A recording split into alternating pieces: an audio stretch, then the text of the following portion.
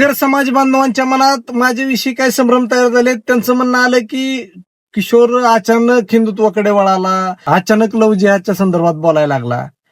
समाज बांधवांना माझं सांगणं आहे की समाजाची लढाई आपण लढतोय, कायम मी धनगर समाजाची लढाई लढणार. परंतु समाजाच्या एक निदर्शनास मला आणून द्यायचंय. तुमच्या काळजाचा ठोका चुकवणारी ही गोष्ट आहे. ती गोष्ट कोणती माहितीये का? आम्ही लव जिहादची प्रकरणं बघतोय. या प्रकरणात संपूर्ण महाराष्ट्रभरात जेवढी प्रकरणं आहेत ना लव जिहादची, त्यातली 70% प्रकरणात ह्या हिंदू धनगर मुली आहेत. हिंदू धनगर मुलींना टार्गेट केलं जातंय या जिहाद्यांकडून. आपण समाजाची लढाई तर लढूच, ती लढायचीच आहे.